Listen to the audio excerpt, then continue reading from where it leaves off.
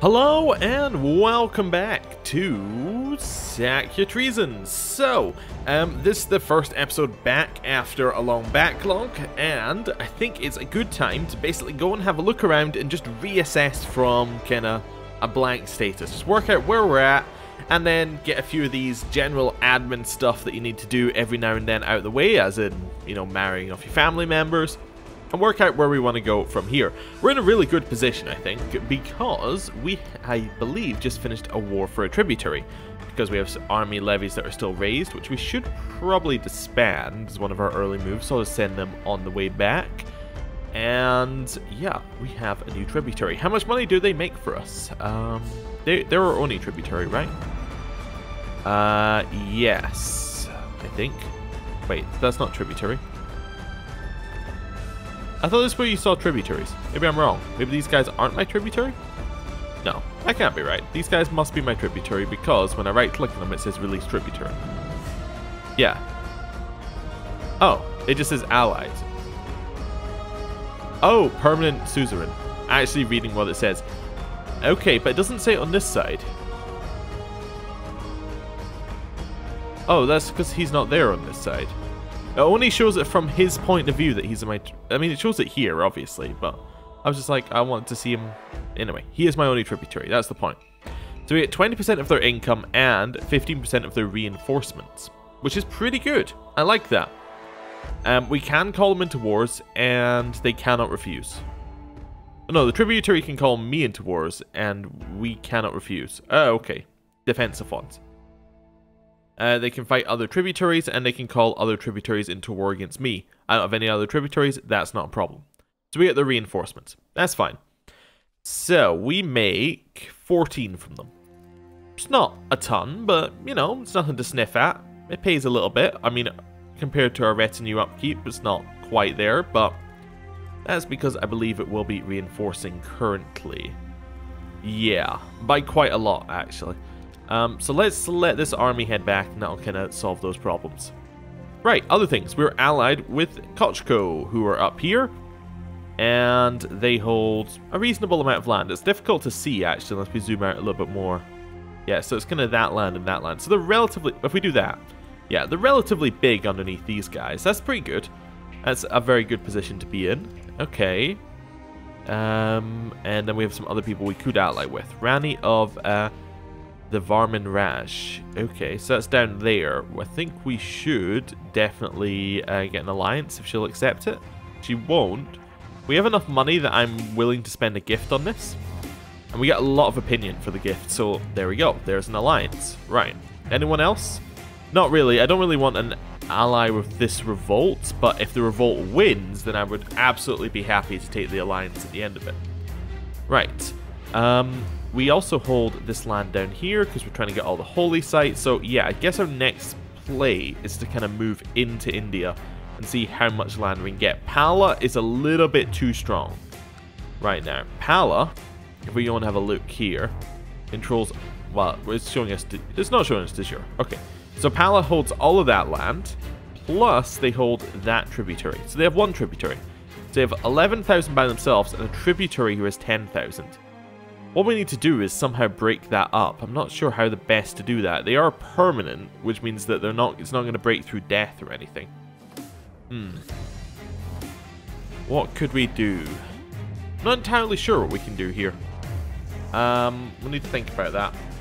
We killed the person in charge of Pala. Where does that leave us? It leaves us with a weak person in charge of Pala, who's actually going to end up having more martial than the person we kill off. So that's not going to work. Yeah. And if we kill off him, who's next in line? Oh, if we go here, we can do that. So it'll be this guy, who's also not that bad, but might die naturally. Okay. Then leave us with this guy, who's not... He's, again, not going to be that bad, because he's conscientious. So there's no way to weaken them that much through that, for those means. So we probably just have to strengthen ourselves, unfortunately. Yeah.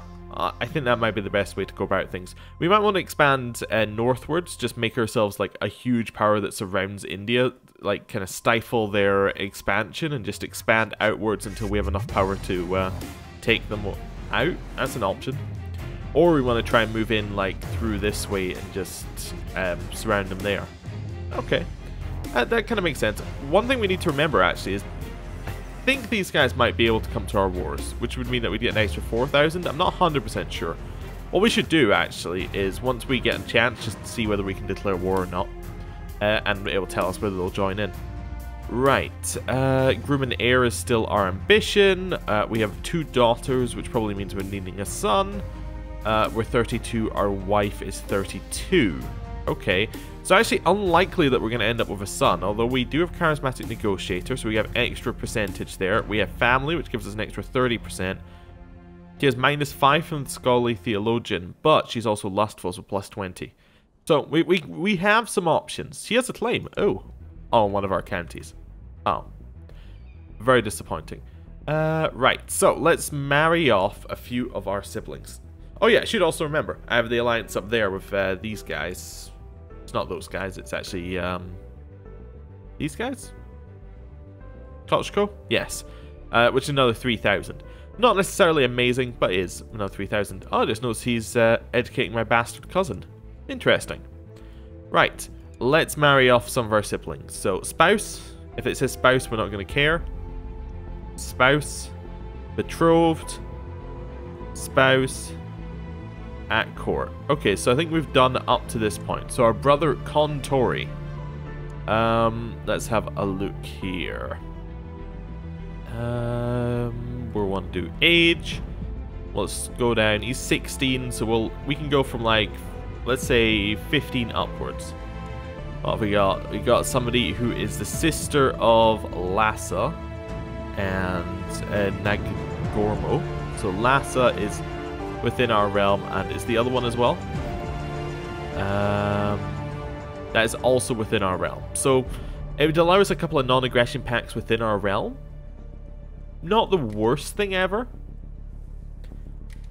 No, I kind of like that. Yeah, a couple of non-aggression pacts within our realm is not the worst thing that we could end up with. And it's just kind of a little bit of safety added in there. Get some extra opinion, I think, because I think you get some opinion from marriage ties, so that works out well. Yeah. We'll get that betrothal on its way, and that's with our brother Tori. Yes, we do lose a little bit of prestige for it, but actually we gain quite a lot, because it's like, we don't lose that much. It's kind of neutral. So yeah, I'm okay with that. Right, so once that gets accepted, that'll be good. Who's next on the list? We have our half-brother, well, Yigon, or Nigon. Anyway, that's fine. Let's get him a marriage. So, same thing. He's the same age, in fact, so it should be fairly easy. So, Togo is siblings with this guy, who holds some land in Cam. Could be useful. Probably not. Because we're probably going to want to attack Cam there. So, who else have we got on the list? It'd be nice if you just keep this list up permanently so you didn't have to keep going back and forth, but that's fine. Yasar, not interested because it's a low-level title. Surma. Surma is siblings with Count Asep of Aksu. I like that one. Okay, how strong is he? 1,000. We might come back to it. We'll come back to that one. I'm not sure that that one's worth it, but we'll see. So which one was that? Was that Canaan? No, that must have been... Which one was that? Did I just skip one? Yeah. Maybe I did skip one. Oh, anyway, doesn't matter. Canaan is... Okay, the daughter of Kagan Burga.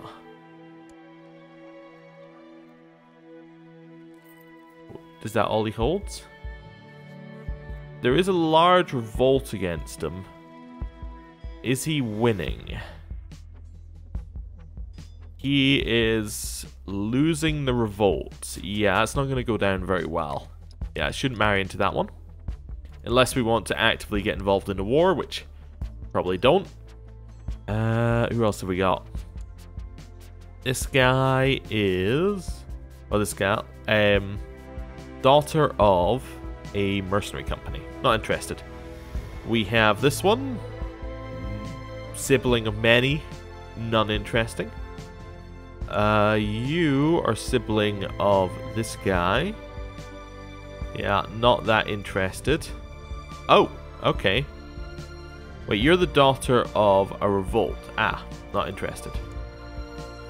Who have we got here? Not interested. Again, not interested.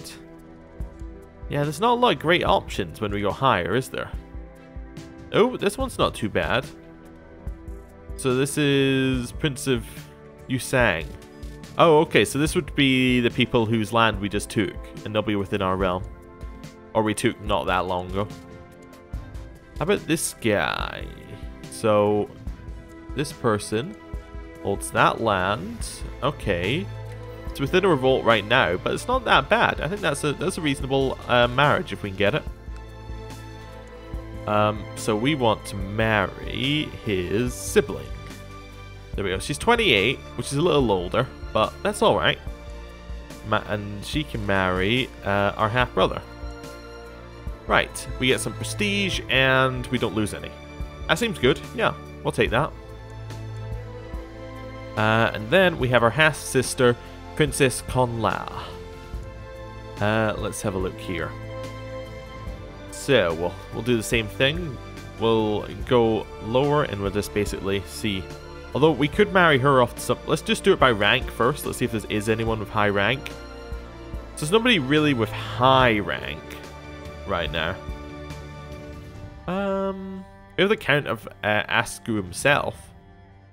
You know what? Let's marry her to the Count of... Actually, what have we got down here? That's somewhere Impala. That's 3,000 Impala.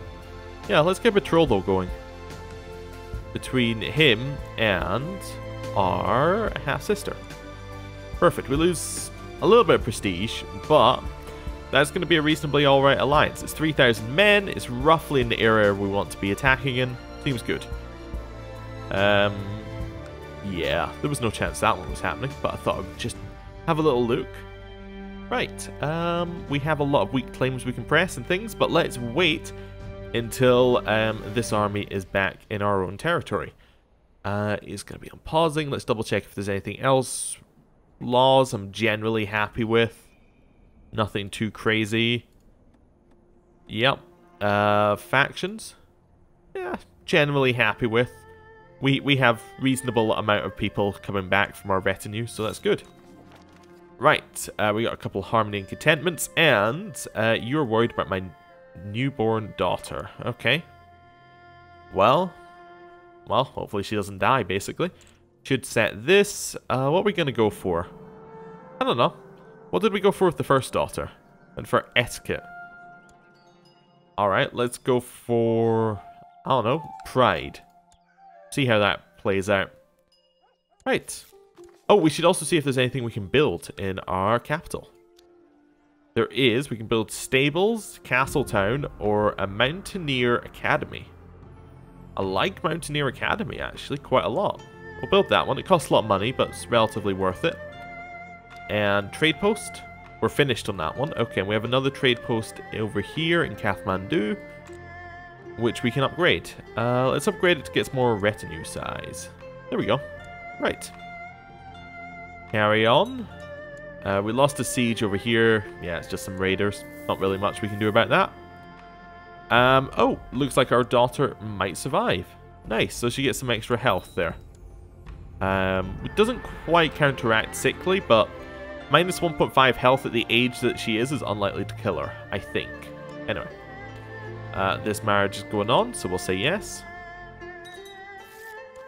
Nice. Let's grab some... Well, we have non-aggression pacts with that one. Let's go with this one. Non-aggression pact? Yeah, we'll grab it.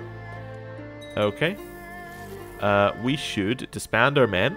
That's going to save us a lot of money because we're no longer going to have to pay for a levy upkeep. At least I think we won't have to pay for a levy upkeep, assuming that was all of our men. Right, good new month. Yeah, see, so that's gone. So now making a lot more money.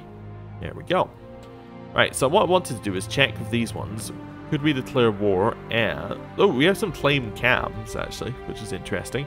We're not an empire yet, so those aren't useful, but they're interesting. We have subjugations we could do against it. Oh, we were going to do a subjugation of the Kingdom of Cam. And that brings in Zetsu Duchy and the Bangala Raj. Okay, so it doesn't bring in our tributary, very importantly. Okay. There's a reasonable amount for our retinue to reinforce there, but should be alright.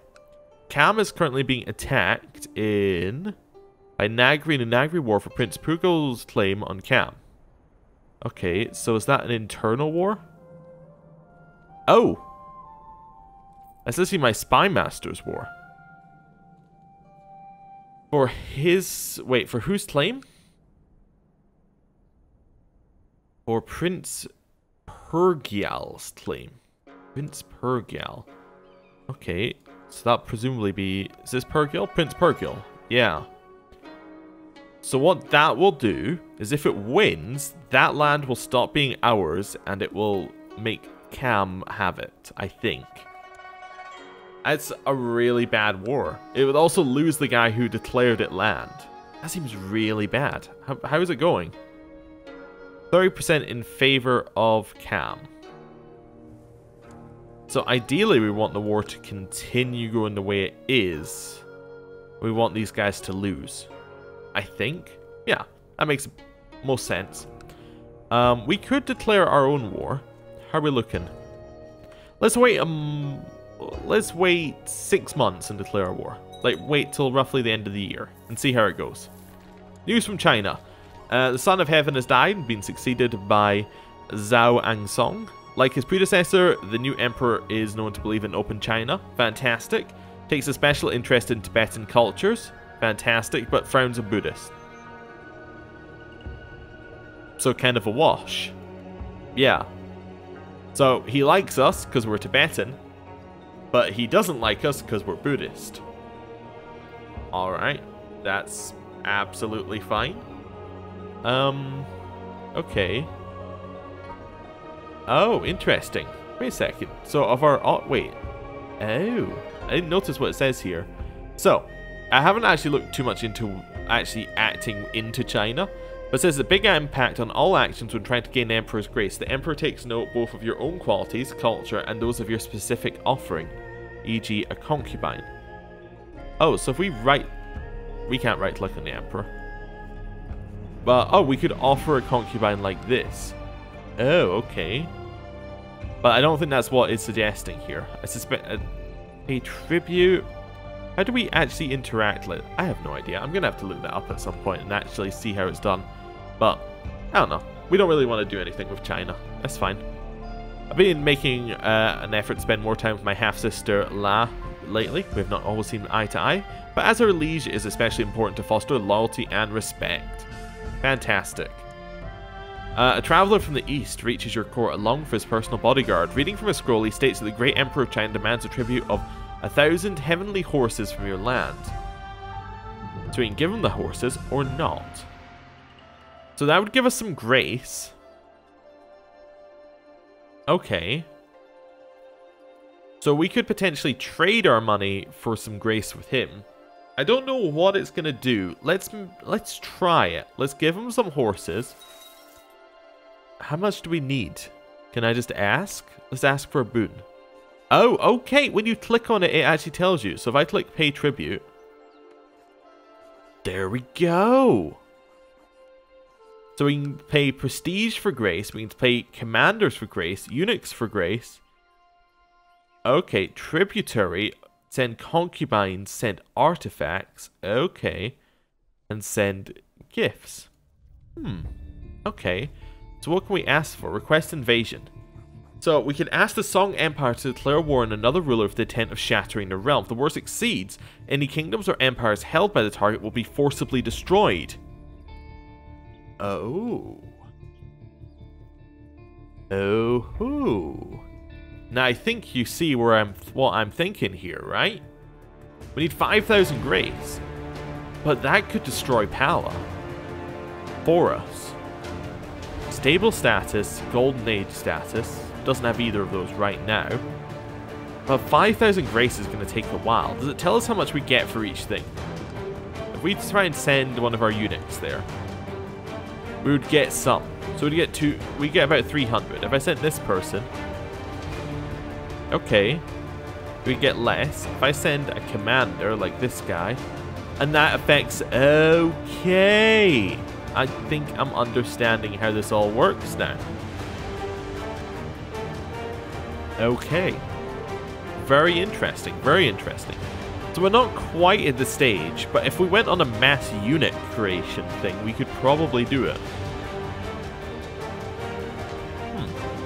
We'll think about it, we'll think about it. It's not quite the stage we're at. What else can we do? So we can say, have a peace deal, which is almost there.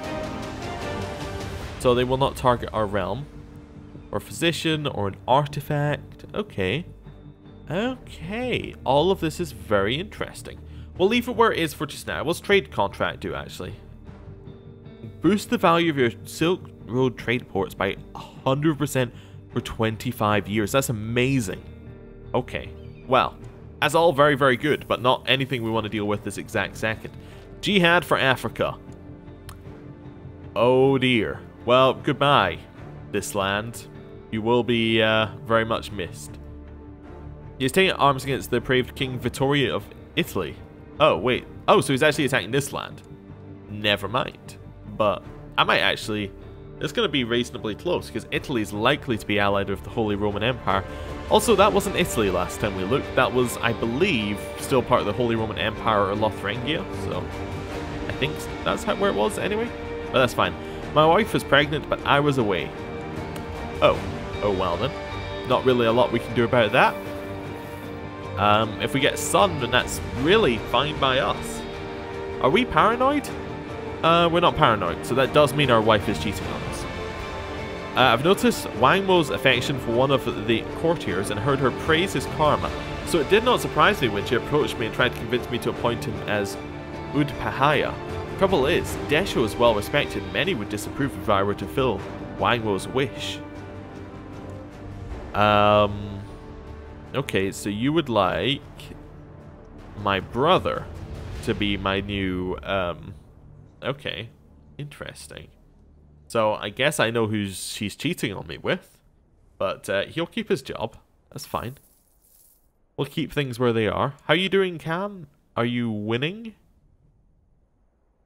Not as much as I would hope that you are, but you have moved into my lands, which is alright. Another envoy from China arrives at your court. He tells you that he himself is a gift, a token of gratitude from the emperor, that he is an excellent governor of trade if you need his services. So I can let him govern my trade. So we get trade governor. We get 100 grace for accepting. We get trade value, trade route income, and trade route wealth in Kathmandu. Okay. He can muck the stables or decline his offer. Let's let him govern the trade. Yeah. So that gives us 300, which opens up a peace deal. Not quite what we're after. Now, we kind of want to go a little bit higher on the list of things, but it's interesting that event line continues. Okay, well, that's a cool place to end the episode for today. Thank you for watching. Next time, I think we're going to attack Kam, and then that should give us the 3 that we need to create. That gives us 3 kingdoms, right? That would give us 3 kingdoms, and that would then allow us to form a new empire. As long as we have 1,000 gold and 8,000 prestige. We're not going to have the 8,000 prestige. That's going to be our biggest problem there. Okay. Still probably worth getting, and it gets us closer to a goal, like a secondary way of getting an empire, which is the Empire of Tibet. And that's going to be a lot of land in it. How far off are we from the Empire of Tibet? Empire of Tibet is de jure... we have 45%. We need 80%. But all of that land is within it, which is a good start. Yeah, that's gonna get us real close. That's probably gonna get us to like 60%, I would hope. And then we can clear up a few bits here and there. A few of these revolts we could perhaps attack into. Yeah, seems like it could go well. Anyway, gonna end the episode here. Thank you for watching. See you next time. Goodbye.